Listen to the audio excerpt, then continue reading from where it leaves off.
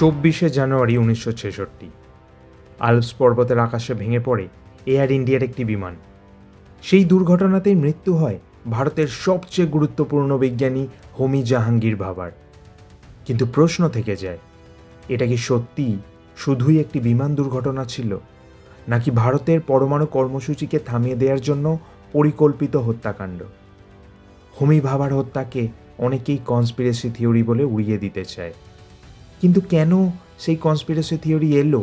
কেন গুরুত্বপূর্ণ ছিলেন হোমি জাহাঙ্গীর ভাবা যে আমেরিকা অবধি তাকে ভয় পেয়েছিল? এই ভিডিওটি হোমি জাহাঙ্গীর ভাবাকে নিয়ে, যিনি আধুনিক ভারতের বৈজ্ঞানিক ভিত্তি নির্মাণ করেছিলেন, যার চিন্তা ছাড়া ভারতের পরমাণু কর্মসূচি কল্পনাই করা যেত না। কসমিক রে গবেষণা থেকে শুরু করে Tata Institute of Fundamental Research, ট্রম্বের পারমাণবিক গবেষণা কেন্দ্র থেকে ভারতের পরমাণু শক্তি নীতির রূপরেখা, ভারতের বিজ্ঞান ইতিহাসে প্রতিটি বড় বাঁকে রয়েছে হোমি ভাবার ছাপ। তাঁর জীবন ছিল বিজ্ঞান, রাষ্ট্রনীতি এবং দূরদর্শী পরিকল্পনার এক বিরল সমন্বয়। আজকের এই ভিডিওতে আমরা জানব হোমি জাহাঙ্গীর ভাবার জীবন, তাঁর বৈজ্ঞানিক অবদান এবং কেন তাঁকে বলা হয় ভারতের পরমাণু কর্মসূচির জনক। হোমি জাহাঙ্গীর ভাবা একজন পরমাণু বিজ্ঞানী, যাকে ভারতবর্ষের পরমাণু কর্মসূচির জনক বলা হয়। হোমি জাহাঙ্গীর ভাবা ভারতবর্ষের পরমাণু কর্মসূচির প্রতিষ্ঠাতা, পরিচালক, পথপ্রদর্শক ছিলেন। তিনি টাটা ইনস্টিটিউট অফ ফান্ডামেন্টাল রিসার্চে পদার্থবিদ্যায় অধ্যাপনা করেছেন। তিনি পারমাণবিক শক্তি সংস্থা, যা বর্তমানে ভাবা অ্যাটমিক রিসার্চ নামে পরিচিত, তার প্রতিষ্ঠাতাও ছিলেন। Tata Institute of Fundamental research এবং অ্যাটমিক এনার্জি এস্টাবলিশমেন্ট ট্রম্বের ডিরেক্টর ছিলেন তিনি। পদার্থবিজ্ঞানে নোবেল পুরস্কারের জন্য হোমি ভাবা একাধিকবার মনোনীত হয়েও শেষ পর্যন্ত পুরস্কৃত হননি। ভারতবর্ষের পরমাণুবিদ্যা চর্চায় তাঁর নাম চিরস্মরণীয় হয়ে থাকবে। শুধুমাত্র নিজের দেশেই নয়, হোমি জাহাঙ্গীর ভাবা আন্তর্জাতিক মহলেও পরমাণুবিদ্যা চর্চার জন্য স্বীকৃতি পেয়েছিলেন। 1909 সালের 30 অক্টোবর ব্রিটিশ অধীনস্থ বম্বে বা বর্তমান মুম্বাইতে হোমি জাহাঙ্গীর ভাবার জন্ম হয়। হোমি ভাবা অর্থবান পার্সি পরিবারের সন্তান ছিলেন। তাঁর বাবা জাহাঙ্গীর হরমুজজি ভাবা একজন নামকরা পার্সি আইনজীবী ছিলেন। ভাবার মা মেহেরেন ভাবা ছিলেন একজন শিক্ষিত, সংস্কৃতিমনা পার্সি নারী, যিনি বিখ্যাত শিল্পপতি স্যার দিনসাও মানেকজি পেটিতের নাতনি ছিলেন। হোমি ভাবার পরিবার যথেষ্ট প্রভাবশালী, বিত্তশালী ও সুশিক্ষিত ছিল। খুব ছোটবেলা থেকেই ভাবা শিক্ষিত ও সাংস্কৃতিক পরিবেশে বড় হয়েছিলেন। চিত্র ও সঙ্গীতের প্রতি ছোট থেকেই তার আগ্রহ গড়ে উঠেছিল। হোমি জাহাঙ্গীর ভাবার বিদ্যালয় শিক্ষা সম্পূর্ণ হয় ক্যাথেড্রাল অ্যান্ড জন কোনন স্কুল থেকে। স্কুল শিক্ষা শেষের পর তিনি অনার্স নিয়ে সিনিয়র কেমব্রিজ পরীক্ষা পাশ করবার পর 15 বছর বয়সে এলফিনস্টন কলেজে ভর্তি হন। ভাবা এরপর কেমব্রিজ বিশ্ববিদ্যালয়ের ক্যাইয়াস কলেজে ভর্তি হওয়ার আগে বাবা এবং পিসেমশাই দোরাবজি টাটার ইচ্ছাকে সম্মান জানিয়ে 1927 সালে রয়্যাল ইনস্টিটিউট অফ সায়েন্সে যোগ দেন। ভাবার বাবা এবং পিসেমশাইয়ের ইচ্ছে ছিল যে ভাবা আগে কেমব্রিজ থেকে মেকানিক্যাল ইঞ্জিনিয়ারিং ডিগ্রি অর্জন করুন, তারপর ভারতে ফিরে এসে জামশেদপুরের টাটা স্টিলে ধাতুবিদ্যা বিশেষজ্ঞ হিসাবে যোগদান করুন। ভাবার বাবা ছেলের অঙ্কের প্রতি তীব্র আকর্ষণ রয়েছে এটা বুঝতে পেরেছিলেন। তিনি এবং তাঁর স্ত্রী ভাবাকে শর্ত দেন যে ভাবা যদি ট্রাইপস পরীক্ষায় মেকানিক্যাল সায়েন্সে 1930 সালের জুন মাসে প্রথম শ্রেণীর ডিগ্রি নিয়ে পাশ করতে পারেন, তাহলে তাঁরা ভাবা যতদূর পড়তে চান তার খরচ বহন করবেন। ভাবা ট্রাইপস পড়বার সময় পল ডিরাকের অধীনে গণিত অধ্যয়নের দক্ষতা অর্জন করেন। এরপর তিনি ক্যাভেন্ডিশ ল্যাবরেটরিতে পদার্থবিদ হিসাবে গবেষণার কাজ শিখতে শুরু করেন। এই গবেষণাগারে বেশ কয়েকটি যুগান্তকারী বৈজ্ঞানিক কাজ চলছিল। এই চেম্বারে থেকে খুব কাছ থেকে এই গবেষণা সংক্রান্ত কাজ দেখেছিলেন ভাবা। অনেক গুরুত্বপূর্ণ বিষয় নিয়ে তাঁর সমসাময়িক নামকরা বিজ্ঞানীরা গবেষণা চালাচ্ছিলেন, যার প্রভাব ভাবার কাজের ওপরও পড়েছিল। পরবর্তীকালে তিনি 1931 থেকে 32 সালে সলোমন স্টুডেন্টশিপ পান। ইঞ্জিনিয়ারিংয়ে 1932 সালে প্রথম শ্রেণী নিয়ে ম্যাথামেটিক্যাল ট্রাইপস পরীক্ষায় পাশ করেন।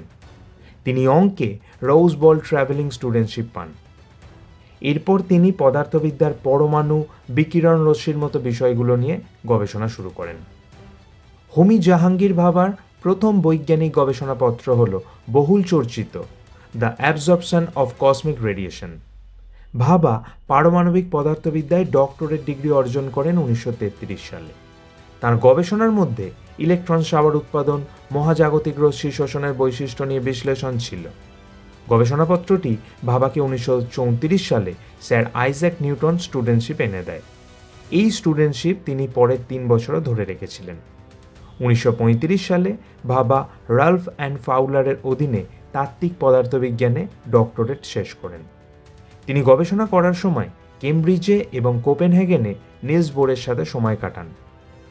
1935 সালে রয়্যাল সোসাইটিতে আরেকটি গবেষণাপত্র প্রকাশ করেন ভাবা, যেখানে ইলেকট্রন পজিট্রন বিস্তারের পদ্ধতিগতভাবে প্রথম গণনা করা হয়। তাঁর ইলেকট্রন পজিট্রন বিস্তারের গণনাগত গবেষণার জন্য ভাবা স্ক্যাটারিং নাম দেওয়া হয়েছিল। এরপর তিনি অ্যালবার্ট আইনস্টাইনের রিলেটিভিটির ওপর গবেষণা করতে শুরু করেন। পরবর্তীকালে তিনি সিনিয়র স্টুডেন্টশিপ পান, যা কেমব্রিজে তাঁকে তাঁর গবেষণা চালিয়ে নিয়ে যেতে সাহায্য করেছিল। 1939 সালে ভারতে ছুটি কাটাতে আসার পর দ্বিতীয় বিশ্বযুদ্ধ শুরু হয়, ফলে ছুটির শেষে কেমব্রিজে ফিরতে পারেননি তিনি। সেই সময় তিনি ঠিক করেন আর ইংল্যান্ডে ফিরবেন না।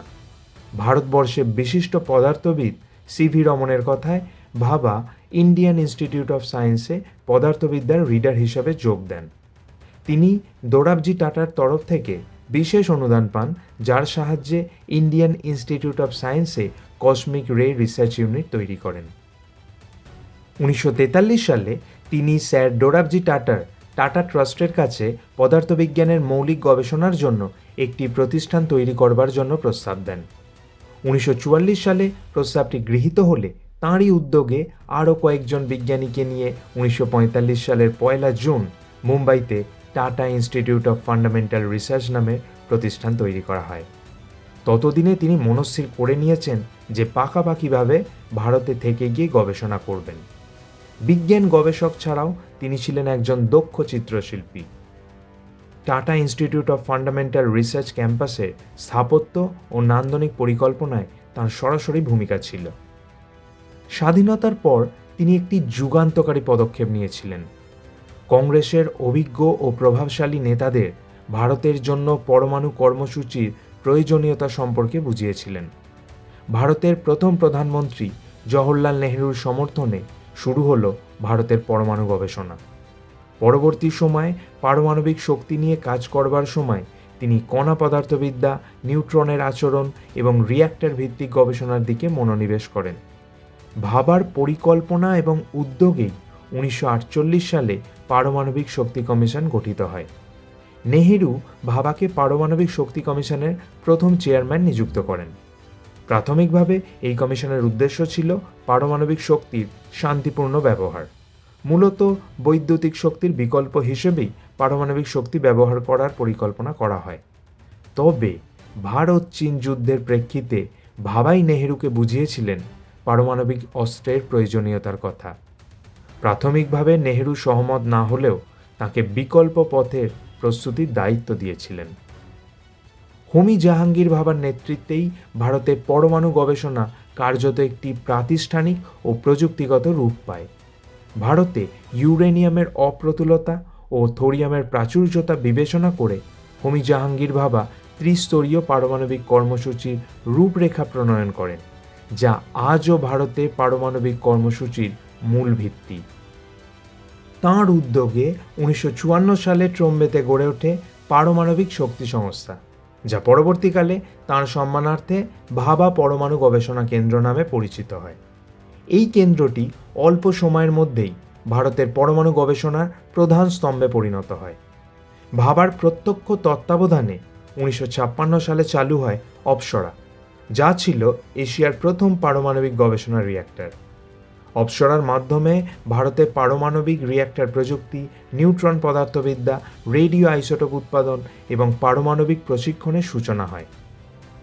ভাবা অ্যাটমিক রিসার্চ সেন্টারকে তিনি কেবল একটি গবেষণাগার হিসেবে নয়, বরং ভবিষ্যৎ ভারতের পরমাণু স্বনির্ভরতার কেন্দ্র হিসাবে গড়ে তুলেছিলেন, যেখান থেকে বিদ্যুৎ উৎপাদন, চিকিৎসা, কৃষি ও প্রতিরক্ষা ক্ষেত্রে পারমাণবিক প্রযুক্তির ব্যবহার বাস্তব রূপ পায়। তিনি 1950-এর দশকে বিভিন্ন আন্তর্জাতিক পারমাণবিক সম্মেলনে ভারতের হয়ে প্রতিনিধিত্ব করেন। 1955 সালে তিনি সুইজারল্যান্ডের জেনেভাতে শান্তিপূর্ণভাবে পারমাণবিক শক্তির ব্যবহার বিষয়ক রাষ্ট্রপুঞ্জ আয়োজিত সম্মেলনে সভাপতির দায়িত্ব পালন করেছিলেন। ভাবা মনে করতেন পারমাণবিক শক্তিকে সভ্যতার উন্নতির জন্য ব্যবহার করা দরকার। প্রতিটি দেশের শান্তিপূর্ণ অবস্থানই পৃথিবীকে সুরক্ষা দিতে পারবে। তিনি পারমাণবিক শক্তিকে সভ্যতার মঙ্গলের জন্য ব্যবহারের পক্ষপাতী ছিলেন।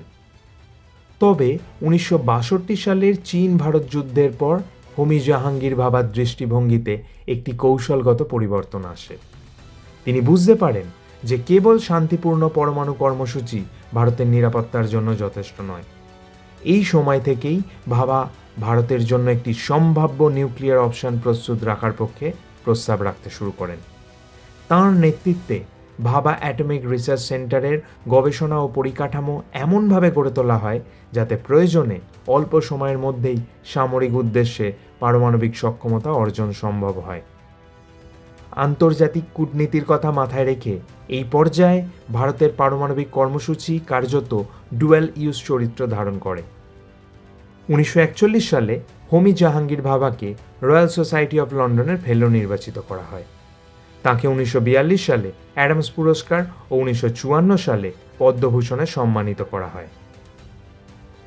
হোমি জাহাঙ্গীর ভাবার মাত্র 56 বছর বয়সে 1966 সালের 24শে জানুয়ারি ব্লাঁর কাছে এয়ার ইন্ডিয়া ফ্লাইট 101 বিমান দুর্ঘটনায় মৃত্যু হয়।